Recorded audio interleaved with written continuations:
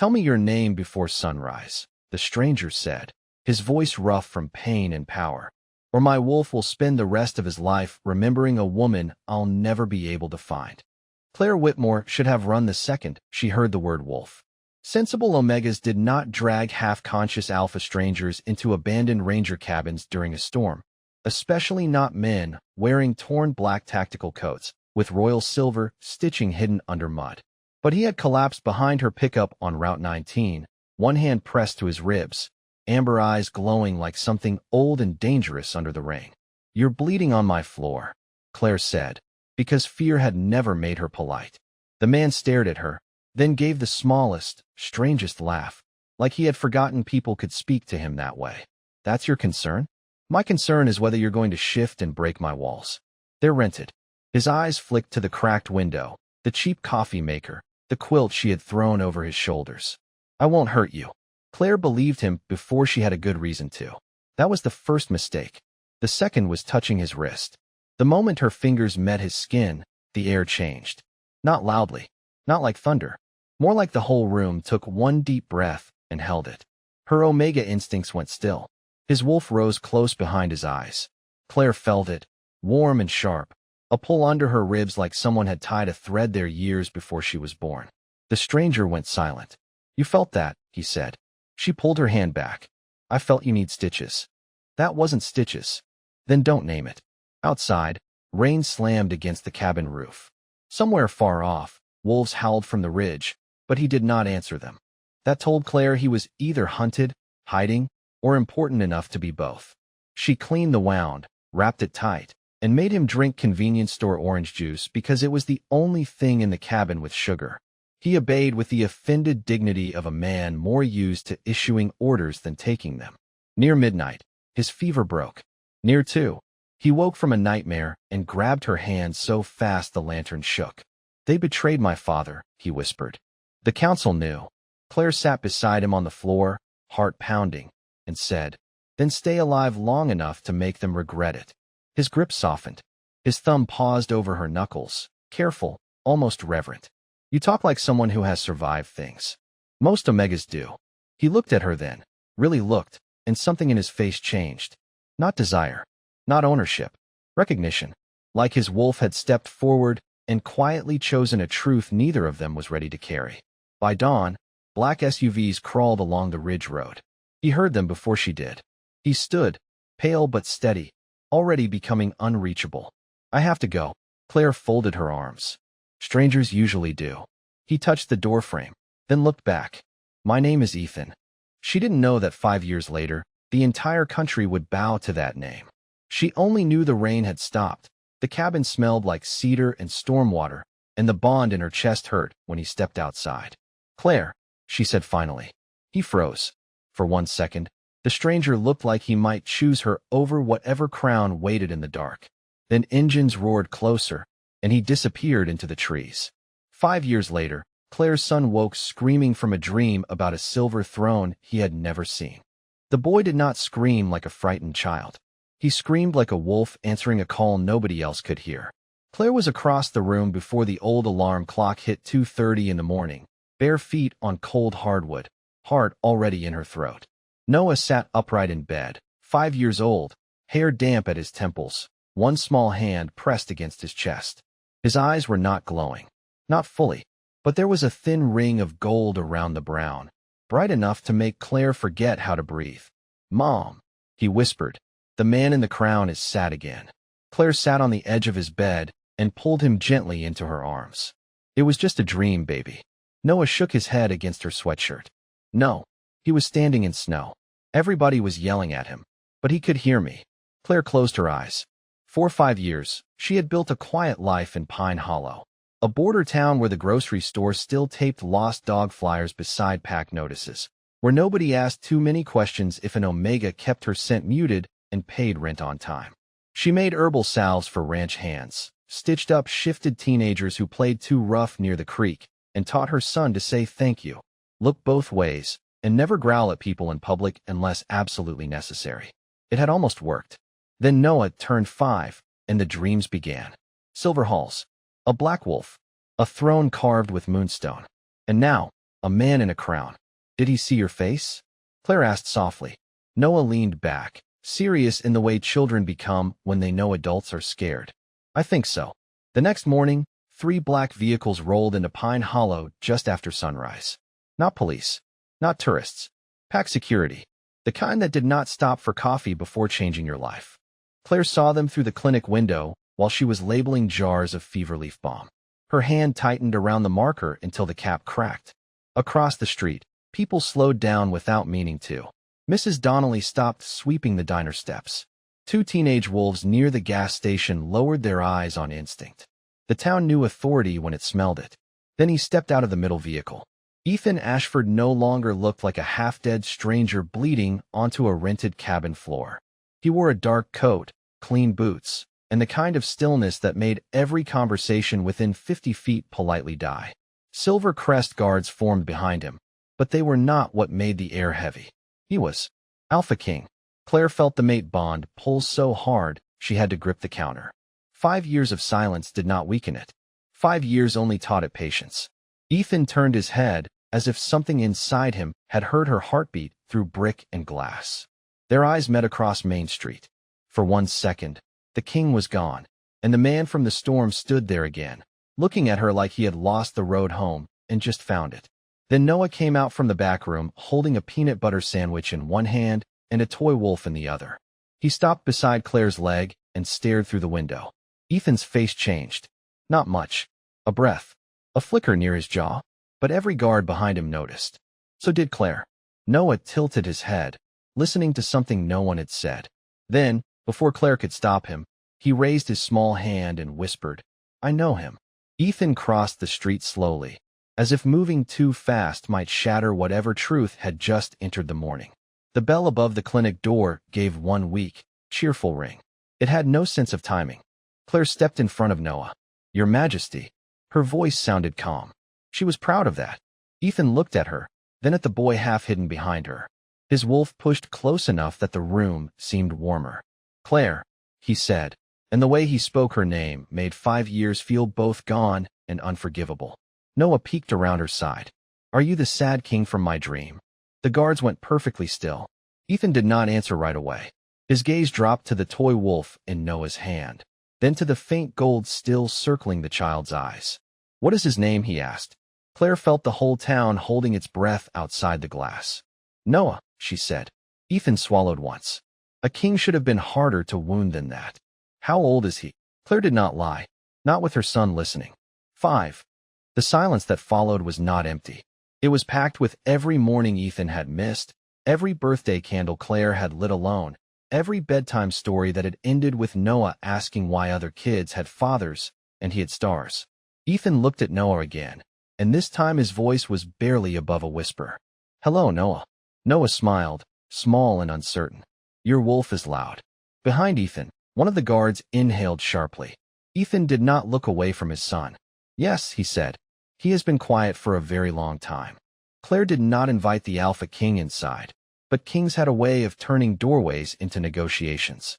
Ethan stood in the middle of her little clinic with pine mud on his boots, royal guards at his back, and 5 years of unanswered questions sitting between them like a loaded storm. Noah stayed behind Claire's leg, peeking out with the complete lack of fear that only children and very old wolves seem to possess. Your wolf is staring, Noah said. One guard made a sound like he had swallowed his own tongue. Ethan lowered himself slowly to one knee, not close enough to frighten him, not far enough to pretend this was ordinary. He is curious. He knows me. The room went still again. Claire hated how often stillness followed her son now. Ethan's eyes lifted to hers. Does he always sense wolves that clearly? No. Her answer came too fast. Ethan noticed. Of course he noticed. He had the face of a man who had learned to read betrayal in half a breath. Claire, he said quietly, I need to understand what happened after that night. She almost laughed. Not because anything was funny, but because the question was so clean and the years had been so messy. After that night, she had woken up alone in a rented cabin with a bond burning under her ribs and no last name, no phone number, no proof that the man had been real except the cedar scent stuck in her hair. After that night, she had realized she was carrying a child while Silver Crest News played on the laundromat television, announcing Prince Ethan Ashford had survived an assassination attempt and taken the emergency oath after his father's death. After that night, she had understood the man she saved was not missing. He was untouchable. "I had a baby," she said. "That is what happened." Ethan flinched, barely, but it landed. "Why did you not come to me?" "To the palace?" Claire asked, keeping her voice low because Noah was listening. "As an unclaimed border Omega with no rank, no invitation, and a child nobody would believe was yours. Your council would have buried us in paperwork before breakfast and called it mercy." One of the guards looked away. That told her enough. Ethan rose slowly. "I would have believed you." Claire's eyes burned, but she did not let tears win. "You do not know that. You were a king by then. Kings do not get to be simple men with simple choices." Outside, half of Pine Hollow pretended not to watch through diner windows and pickup mirrors. Inside, Noah stepped forward and held out his toy wolf. "You can see him if you want." Ethan looked down at the small plastic animal in Noah's palm as if it were a crown being offered by someone too innocent to know its weight. He took it carefully. His thumb brushed the scratched silver paint. "Thank you." Noah studied him. "Are you mad at my mom?" Ethan's face changed in a way Claire was not prepared for. The Alpha King, the man every pack in the Western Territories feared, looked suddenly like he had been judged by the only court that mattered. "No," he said. "I am not mad at your mother." "Good," Noah said. "She makes soup when people are sad." Claire closed her eyes for 1 second. Children were honest in ways that should have been regulated by federal law. Ethan almost smiled. Almost. Then the bell over the door rang again, sharp and wrong. A tall man in a charcoal suit stepped inside, without waiting to be welcomed. His silver tie pin bore the crescent crest of the Royal Council. Lord Damien Blackwell looked at Claire first, then at Noah, and finally at the toy wolf in Ethan's hand. His smile was polite enough to be dangerous. "Your Majesty," he said, "the council received your location update. I see the border rumor was not exaggerated." Ethan's shoulders settled back into royal shape. "You were not summoned." "No," Damien said, "but hidden bloodlines rarely wait for formal invitations." Claire moved Noah behind her again. Ethan noticed that too. For the first time since entering her clinic, his wolf did not feel curious. It felt ready. Damien's eyes dropped to Noah's face, to the faint gold still circling his irises.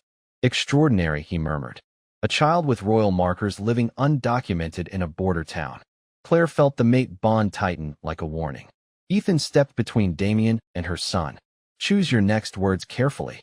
Damien bowed his head, but his smile stayed. "Of course, Your Majesty.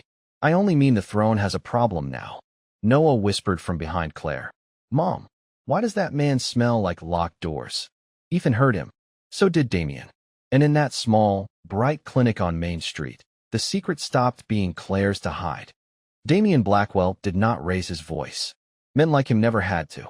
They carried rooms in their pocket and expected everyone else to shrink inside them.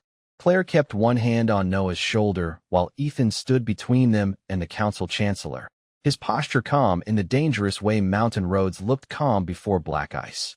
"This is a clinic," Claire said, "not a council chamber." Damien glanced at the shelves of dried herbs, the chipped mug beside the register, the hand-painted sign that said, "Please do not bleed," on the good chair. "So I noticed." His smile stayed polite. "Which makes the situation more concerning, Miss Whitmore. A child with possible royal blood has been living without pack registration, without security, and without proper oversight." Noah whispered, "I have a library card." Ethan's mouth moved like he almost forgot he was furious. Claire squeezed Noah's shoulder gently. "Not now, baby." Damien looked down at him. "A library card is charming. It is not a lineage record." Ethan took one step forward. The air tightened so quickly the front window gave a tiny rattle in its frame. "You will not question a child like he is evidence." Then perhaps his mother would prefer to explain why she concealed him. Claire felt the words hit exactly where Damien meant them to. Not as an accusation. As a hook. If she snapped, she would look unstable. If she stayed quiet, she would look guilty. Pack politics had always been a language designed by people who never had to protect anyone with their own hands. She lifted her chin. "I concealed him from men who speak about children like property." Behind Ethan, one of the silver crest guards blinked. Damien's eyes cooled. "Careful. I have been careful for 5 years." Claire's voice did not shake, which surprised her more than anyone. I use cash at clinics. I kept our scent muted. I moved apartments twice when border alphas got too curious. I taught my son not to answer calls he heard in his dreams because I did not know whether they were coming from his father or from the people who tried to kill him. Ethan turned his head slightly. That last part landed hard. Good. It should have. He had not been the only one hunted by that night. He had just been the only one with guards afterward. Damien folded his hands in front of him. Emotional testimony is not proof. Noah looked up at Claire. Is testimony like when Mrs. Donnelly tells everyone Mr. Pike waters down the chili? Claire exhaled through her nose. Close enough. Ethan crouched again, keeping his body angled between Noah and Damien. Noah, did you dream of Silvercrest before today? Noah nodded. The big white house with the wolf statues. The hallway that smells like snow. The room with the broken moon window. Ethan went very still. Damien's face changed for half a second before he buried it. Claire saw it. So did Ethan. What broken window? She asked. Ethan stood slowly. The moon gallery was sealed after my father died. No public photos exist. Damien's smile returned too late. Children repeat things. Border towns love rumors. Not that one, Ethan said. His voice had gone quiet enough to make every guard listen harder. That room has been closed for 5 years. Claire felt the mate bond twist, not with romance, but warning. Something about Noah's dreams was not just blood. It was memory. Inheritance. A royal line calling to its own. Damien stepped aside, as if making room for reason. Then, all the more urgent. The child must be brought to Silvercrest under council protection until his status is determined. No, Claire said immediately. Ethan looked at her. Pain crossed his face, but she did not take the word back. You can test blood. You can check records. You can stand there in your expensive suit and pretend this is about order. But my son is not leaving Pine Hollow with strangers. Damien's gaze shifted to Ethan. Your Majesty, you understand the law. Ethan did. Claire could see it in the way his jaw locked. Royal blood could not remain unsecured. An unrecognized heir could split pacts, threaten alliances, and turn every ambitious alpha within 3 states into a problem. Duty pulled him one way. The bond pulled him another. Noah reached for Claire's hand. Mom, is the sad king going to take me? Ethan's expression broke before he could stop it. No, he said, and the words sounded less like a promise than a wound. I am not taking you from your mother. Damien's eyes sharpened. That may not be your decision alone. Ethan turned to him then, and for the first time, the Alpha King looked exactly like the man every council member feared. It is today. Outside, engines started at the edge of town. Not Ethan's guards. Too many. Claire saw the black vehicles through the clinic window, rolling in from the north road with council crests on their doors. Damien did not look surprised. Noah pressed closer to her side and whispered, Mom, the locked door man brought more doors. Ethan reached for Claire's hand, stopping just short of touching her, asking without words because 5 years had taught them both what forced choices cost. Claire stared at the road, then at her son, then at the king who had finally stepped between them and the world. If you have a way out, she said, now would be a good time. Ethan's wolf rose behind his eyes, gold and certain. Back door, he said. My truck, Claire answered. Damien's smile vanished. And for the first time since walking into Pine Hollow, the council was one step too late. Claire's truck was 17 years old, smelled faintly like peppermint oil and wet dog, and had absolutely no respect for royal emergencies. It coughed twice before the engine caught.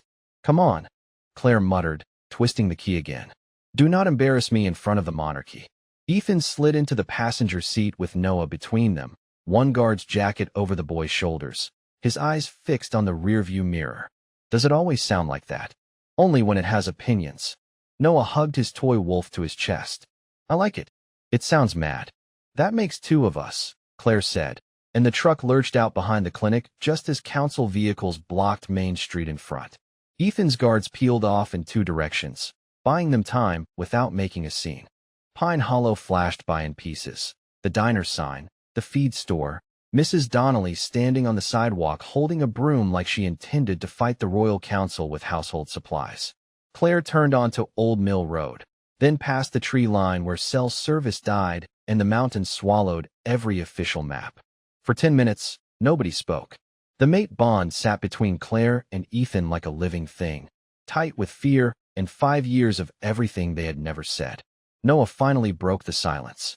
Are we running away? Claire glanced at him. We are taking a detour. A fast detour. The best kind. Ethan looked out the window, but his voice was low. There is an old watch station 6 miles ahead. My father used it before the war. If it still stands, we can stop there. Claire's hands tightened on the wheel. You remember every hidden royal shelter in the state. I was raised to survive betrayal. The words came too quietly, too honestly. She wanted to stay angry. It was cleaner than compassion. But the man beside her had not just lost a father that night 5 years ago. He had inherited a throne with blood still drying on the crown and a council already arranging the room around him. The road narrowed into gravel. The watch station appeared through pine trees like something forgotten on purpose, a low stone building with boarded windows and a rusted silver crest emblem above the door. Inside, it smelled of dust, cold ash, and old cedar. Noah sneezed. This place is sad. Ethan paused near the fireplace. It belonged to my mother's line. Claire watched him touch the mantle. Not like a king inspecting property, like a son visiting a grave. Then Noah walked straight to the back wall and pointed at a cracked wooden panel. The wolf is behind there. Claire froze. Ethan crossed the room and pressed the panel. It swung open with a dry click, revealing a narrow compartment and a silver box wrapped in dark cloth. His face went pale. That should not be here. What is it? Claire asked. Ethan opened the box. Inside lay a moonstone medallion, old and smooth, engraved with the Ashford crest on one side and a circle of tiny names on the other. The air changed the moment he touched it. Claire felt the bond pull so sharply she had to sit down. Noah whimpered and grabbed her hand. Ethan stared at the medallion as if it had accused him. This is a lineage seal. My father hid the originals before he died. The council claimed they were lost. Claire's mouth went dry, and no one knew where it was. Ethan looked at his son. His son. The word seemed to move through the room, even though nobody said it. Noah's eyes had gone gold again, soft but unmistakable. The lady in the blue dress told me, he whispered. Ethan did not move. What lady? Noah pointed toward the faded portrait above the fireplace, where a white woman with kind eyes wore a blue gown and the same medallion at her throat. Ethan's breath caught. My mother. Claire felt the floor shift under the whole story. This was not just a hidden child. This was a royal line answering through dreams, blood, and whatever old magic the council had tried to bury. Ethan closed his hand around the medallion. Damien knew the seal was missing. If he controls Noah before the blood rite, he can challenge the claim, name him unstable, and force the council to appoint a regent. Claire understood at once. You mean himself? Yes. Noah looked from one adult to the other. Am I in trouble because I saw the wolf? Claire knelt in front of him. No, baby. You are not the trouble. Ethan lowered himself beside them, careful, giving Claire room to refuse his closeness if she needed to. You are the truth, he said. Noah considered that with serious 5-year-old suspicion. That sounds heavy. Ethan gave the smallest broken smile. It is. I am sorry. Claire looked at him then, really looked. Sorry does not give back 5 years. His smile disappeared. I know. And if your throne demands my son like a price? Ethan's eyes met hers, amber under the dusty light. Then the throne learns it cannot have everything. Outside, engines growled somewhere down the mountain road. The council had found the trail. Noah pressed the toy wolf into Ethan's hand. Then you better be loud, he said. Ethan stood, medallion in one hand, plastic wolf in the other, and for the first time Claire saw not the stranger, not the king, but the father he had never been allowed to become. I will be, he said, as headlights cut through the trees. The first thing Ethan did was turn off every light in the watch station. The second thing he did was hand Claire the moonstone medallion. Put this under your shirt and do not let Damien see it. Claire stared at the ancient royal seal in her palm. It was warm, which made no sense. Stone was not supposed to have a pulse. You are giving me the one thing that proves your bloodline? I am giving it to the only person in this room Damien cannot predict. Outside, headlights moved through the trees, slow and patient. Council vehicles did not race. They arrived like paperwork with engines. Noah sat on the floor behind the old couch, wrapped in the guard jacket, trying very hard to look brave and looking 5 instead. Claire tucked the medallion beneath her sweatshirt and felt the mate bond flare between her and Ethan. sharp enough to make both of them pause. Ethan looked at her, not like a king, not like a stranger, like a man realizing trust could hurt more than suspicion. Claire, he said quietly, if this goes badly, take Noah through the cellar door. It opens half a mile east near the creek. And leave you here? That is the plan. It is a terrible plan. It is a royal plan. They often are. She almost smiled. Almost. Then tires crunched over gravel, and the moment was gone. Damien's voice came through the door without a shout. Your Majesty, running from your own counsel will not improve the record. Ethan stepped onto the porch before Claire could stop him. His silhouette filled the doorway, black coat, gold eyes, one hand resting at his side like he had all the time in the world. You followed a child into the mountains, Ethan said. That is the record I am considering. Damien stood near the first vehicle with 6 council enforcers behind him. No one had weapons drawn. They did not need them. Rank was its own threat. The child is a potential heir to Silvercrest. His existence affects every treaty your father signed, every border agreement, every marriage negotiation currently holding the Western Pacts together. Claire stood just inside the shadows, Noah pressed against her leg. She heard the trap before Ethan answered. Damien was not here to take Noah by force. He was here to make Ethan admit the throne mattered more. Bring the boy to the capital, Damien continued. Submit him to council custody until the blood right. Publicly state that Miss Whitmore concealed him without your knowledge. The council will protect your ring. Ethan's jaw tightened. And Claire. Damien's pause was small but filthy. She can be handled discreetly. Claire felt Noah go still. Ethan did not move for 3 full seconds. When he spoke, his voice was calm enough to scare everyone. Do not speak of her like a problem to be removed. Damien tilted his head. Then stop making choices like a man instead of a king. There it was. The blade under the velvet. Ethan looked back once through the doorway. His eyes found Claire's. The mate bond opened between them, not soft, not romantic, but full of everything unsaid. The cabin floor. The 5 missing birthdays. The boy holding a toy wolf. The crown waiting like a debt. Claire knew before he spoke that whatever came next would break something. I will return to Silvercrest, Ethan said. Claire's hand tightened over Noah's shoulder. Damien smiled. Ethan kept going. The child will not travel under council custody. He remains with his mother until the blood right. Unacceptable. You asked for a king, Ethan said. You have one. Damien's smile thinned. Then prove it in front of the High Assembly tomorrow. Until then, the council will file a temporary motion declaring the boy unverified and the mother a flight risk. Claire stepped onto the porch. Cold air hit her face. I'm standing right here. Damien looked at her as if noticing furniture had developed opinions. Yes, that has become difficult to ignore. Ethan shifted slightly between them, but Claire put a hand on his arm. Not behind him. Beside him. You want a public hearing? She asked. Fine, but make sure everyone comes. Every elder. Every allied alpha. Every person who thinks an omega from a border town should lower her eyes and apologize for surviving. Noah whispered. Mom sounds mad. Ethan did not look away from Damien. Your mother is being generous. Damien's face hardened for the first time. He had expected fear. He had prepared for pleading. He had not prepared for Claire Whitmore standing in a thrift store sweatshirt with a royal medallion against her heart and 5 years of silence turning into steel. Tomorrow, then, Damien said. Silvercrest Hall. Noon. He turned back to his vehicle, but before he got in, he glanced at Noah. Bring the child clean and presentable. Ethan moved so fast the porch boards creaked, but Claire's hand stopped him. Not because Damien deserved mercy, because Noah was watching. Damien left with his convoy crawling behind him like a line of dark insects through the trees. Only when the last engine faded did Ethan step back inside. He looked older in the dim cabin, carved down by duty and rage. Claire, I am sorry. Do not say sorry yet. Her voice was quiet. Save it for when you choose us in daylight. Noah walked over and slipped his small hand into Ethan's. Do kings get scared? Ethan looked down at him. For once, he did not hide the answer. Yes. Noah nodded, satisfied. Okay, then we can be scared together. Claire turned away before the tears could show. But the mate bond felt different now. Not healed, not safe, just awake. And by noon tomorrow, the whole kingdom would know it. Silvercrest Hall was built to make people feel small.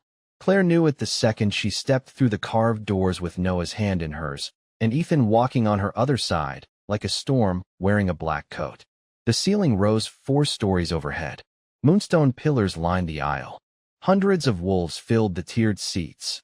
Elders, allied alphas, betas, noble families, border delegates, and every person who had ever mistaken rank for truth. Their stares pressed against Claire's skin. Some curious, some cold, some already offended that an Omega in a simple navy dress had walked in without lowering her head. Noah leaned closer. "Mom, this place smells like church and arguments." Claire kept her eyes forward. "That is because rich people decorate both the same way." Ethan made a quiet sound beside her. Almost a laugh, almost pain. At the center of the hall stood the blood-right circle, a ring of silver inlaid into black stone. Above it hung the royal banners of silver crest, white wolf on midnight blue. Damien Blackwell waited beneath them with the patient expression of a man who had polished his lies before breakfast. "Your Majesty," he said, bowing just enough to insult everyone politely. "Miss Whitmore." "Child." Ethan's wolf pushed forward, and half the room lowered their eyes before they could stop themselves. Damien noticed. He always noticed. "The High Assembly is now in session," announced Elder Marin Vale, the oldest living keeper of pack law. She stood with a cane of white ash and eyes sharp enough to cut ribbon. "The matter before us concerns the claim of royal blood in the minor child Noah Whitmore." A murmur rolled through the hall. Claire felt Noah's hand tighten. "You are okay," she whispered. "I know," he whispered back. "But the banners are staring." Damien stepped into the circle first. No one denies the boy carries unusual markers.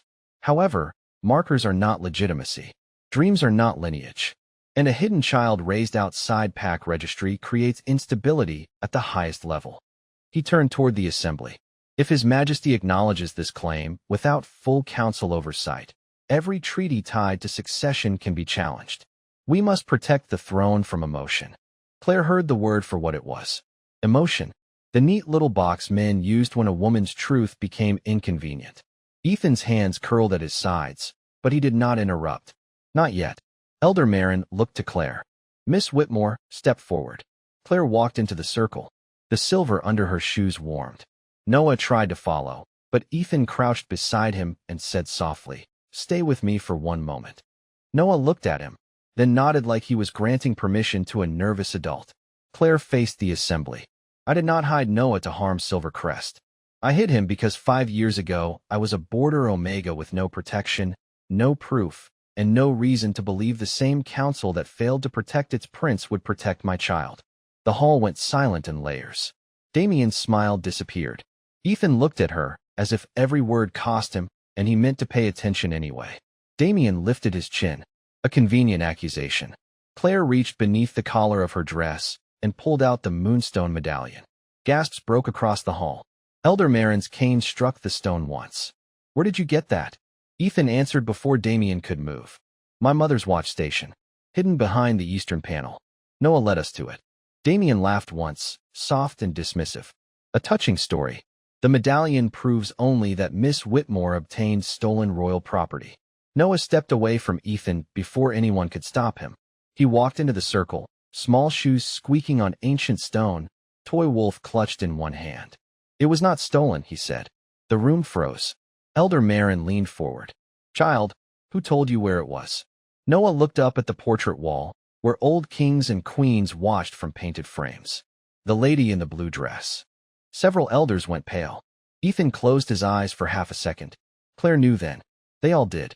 The old magic had entered the room, and it had no patience for politics. The medallion lit in Claire's hand. Not bright, not theatrical, just a steady silver glow that moved across the engraved names until it reached Ashford, Ethan, and then burned a new line into the stone by itself. Noah Whitmore Ashford. The hall erupted. Damien shouted for order, but nobody listened. Ethan crossed the circle and dropped to one knee in front of Noah. He did not touch him without asking. "May I?" Noah nodded. Ethan placed one hand over the glowing name. The silver answered him, then answered Noah, then answered the bond in Claire's chest so fiercely she had to breathe through it.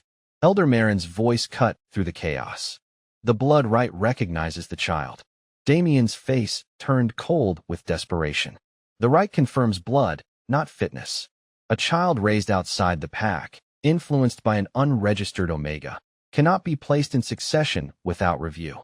Claire felt the room shifting again, fear hunting for somewhere to land. Ethan stood, slowly, fully. No borrowed softness now. No hiding behind duty. Then review me first, he said. Damien stared. Ethan turned to the assembly. I was the one your counsel failed. I was the one who vanished into the storm while traitors sat in this hall and called themselves loyal. Claire Whitmore saved my life when none of you knew where I was. She raised my son when I did not know he existed. If shame belongs anywhere today, it does not belong to her. Noah looked up at him, wide-eyed. Claire could not move. Damien stepped forward. Your Majesty, do not confuse guilt with governance. Ethan faced him. No, I am finally separating them. Then he looked at Claire, and in front of every alpha, elder, and noble who had come to watch her break, he bowed his head to her. Not as a king to a subject, as a man acknowledging the person who had carried the truth alone. The hall fell so quiet Claire could hear Noah breathe. Damien understood then that the throne had stopped obeying him. And Claire understood something worse. Public truth was only the beginning. Now Ethan had to choose what it would cost. Damien Blackwell did not lose in public. He adjusted. Claire saw it happen from the center of Silvercrest Hall, right after Ethan bowed his head to her, and the assembly forgot how to breathe. Damien's expression smoothed out, his shoulders settled, and his voice returned soft enough to sound reasonable to anyone who had not spent the last 2 days watching him try to turn a child into paperwork. A moving speech, Your Majesty, he said. But speeches do not stabilize borders. Ethan straightened. Neither do lies. A low murmur passed through the upper tiers. Some alphas looked uncomfortable. Some elders looked angry. Not at Damien. At the fact that truth had arrived without asking permission. Elder Marin lifted her cane. The blood right has recognized Noah Whitmore Ashford. The succession record will be amended. Noah blinked up at Claire. Does amended mean I am in trouble? Claire crouched beside him, smoothing his collar because her hands needed something ordinary to do. No, baby. It means adults are finally catching up. Ethan heard her and almost smiled, but Damien stepped forward again. Then let the record include the full consequence. By old law, the child must be raised within Silvercrest Palace under royal instruction. The mother may visit by council approval until her loyalty is reviewed. The hall went cold. Not quiet. Cold. Claire felt it travel across her arms. There it was, dressed as tradition. Not taking Noah by force. Not exactly. Just building a beautiful cage and calling it heritage. Noah's hand tightened around hers. Mom. Ethan turned on Damien. That law was written during the border wars to protect orphaned heirs. And yet it remains law. Damien looked toward the elders. Unless His Majesty wishes to discard royal duty the moment it becomes inconvenient. Claire stood slowly. She expected Ethan to answer first. He did not. He looked at her, and for once, he did not try to rescue the moment by taking it away from her. That mattered. It did not fix 5 years, but it mattered. Claire faced the assembly. My son is not an orphan. He has a mother. Damien's mouth curved. No one denies your biological connection. Ethan's growl was so low the silver ring in the floor hummed.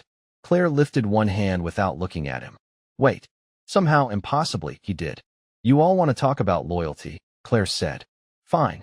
I stayed loyal to a child before I knew he had a crown waiting for him. I stayed loyal when his fever hit 104 degrees and the nearest pack doctor asked too many questions. I stayed loyal when he cried because he heard a wolf in his dreams, and I had to tell him he was safe even when I was not sure that was true. Her voice shook once, then steadied. If your palace cannot honor that kind of loyalty, then maybe the palace needs instruction more than my son does. For a moment, nobody moved. Then Mrs. Donnelly stood in the border delegate section, still wearing her diner sweater because apparently nobody had told her a royal assembly required better knitwear. Pine Hollow recognizes the mother, she said. A ranch alpha from the Western Ridge stood next. Red Creek recognizes the mother. Then another. And another. Small packs first. Border packs. The place's councils remembered only when taxes were due or roads washed out. Their voices rose one by one until Damien's polished law began to look very lonely. Ethan stepped into the circle beside Claire and Noah. Silvercrest recognizes the mother, he said. Damien's face hardened. Your Majesty, be careful. I am done being careful in ways that protect cowards. Ethan turned toward the assembly. I hereby suspend Chancellor Blackwell pending investigation into suppression of royal lineage records, misuse of council authority, and conspiracy surrounding the missing Ashford seals. The hall erupted. Damien's hand snapped toward the elders. He cannot do that without a majority council vote. Elder Marin looked almost pleased. He can if the matter concerns direct threat to the royal bloodline. You wrote that clause yourself, Damien. It was the first beautiful thing Claire had heard all day. Damien's mask cracked. Just a little. Enough. 2 royal guards moved to escort him from the circle. Not violently, not dramatically, just firmly enough to remind the room that power could change hands without shouting. As he passed Claire, Damien leaned close and murmured, "You think this is victory? The throne will eat your little family alive." Claire looked at him, tired, furious, and no longer afraid of locked doors. "Then we will teach it better manners." Noah gasped softly. "Mom." "What?" That was a queen answer. Ethan's breath caught. Claire did not look at him because if she did, she might feel too much in front of too many people.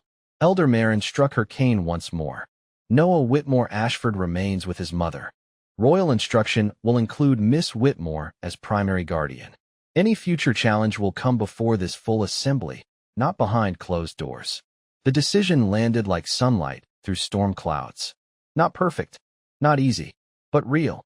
Ethan knelt in front of Noah, in front of everyone. "I missed 5 years," he said. "I cannot change that. But I can show up for every day I am allowed from now on." Noah studied him carefully. "Even boring days?" Ethan nodded. "Especially boring days." Noah handed him the toy wolf again. "Then you can start with lunch. I am hungry." Laughter broke through the hall, small at first, then warmer, almost human. Claire felt the mate bond ease for the first time, not healed, not finished, but breathing. Ethan stood beside her, close enough that his sleeve brushed hers. He did not take her hand. He waited. Claire looked at the assembly, at the banners, at the throne that had tried to claim her son and the man who had finally told it no. Then she reached over and linked her fingers with Ethan's, not as forgiveness, not yet, but as a beginning the whole kingdom could see.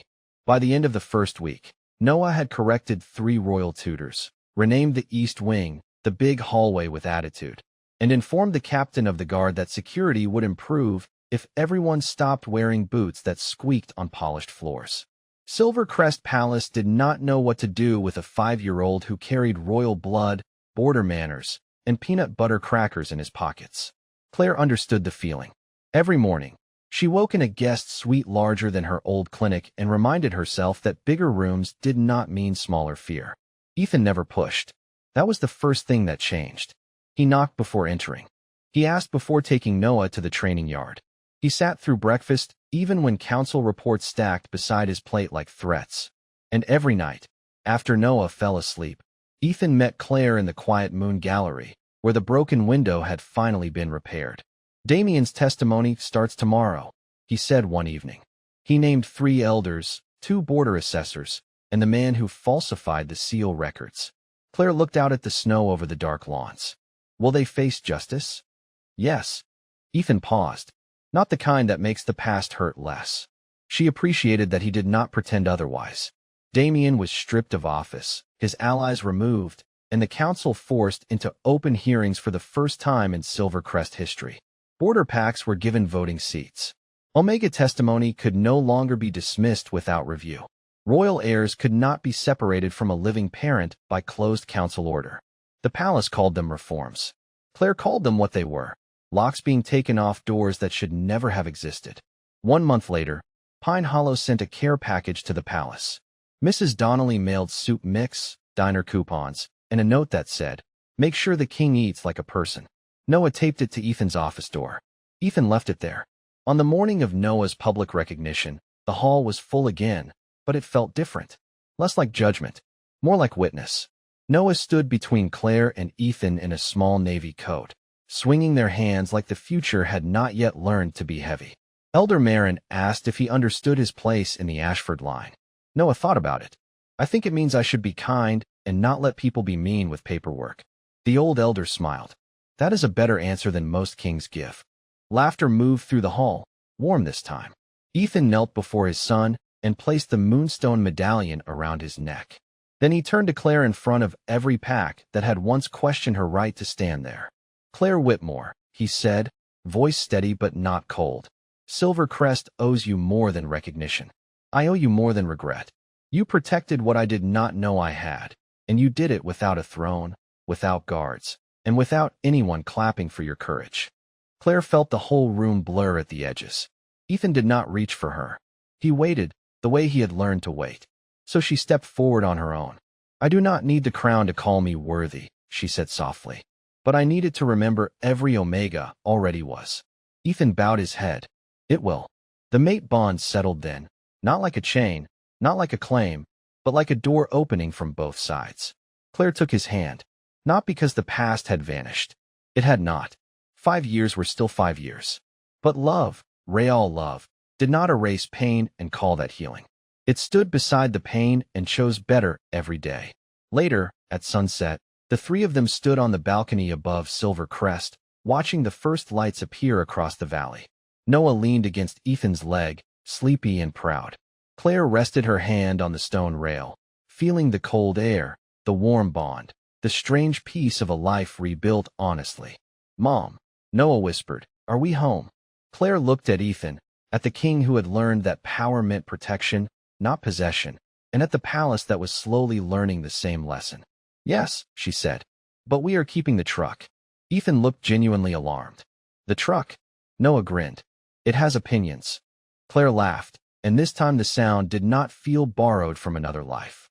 Below them, Silver Crest howled, not in fear, not in command, but in welcome. And for the first time, the throne did not feel like a place that swallowed people whole. It felt like a promise, one that would have to be kept every single day.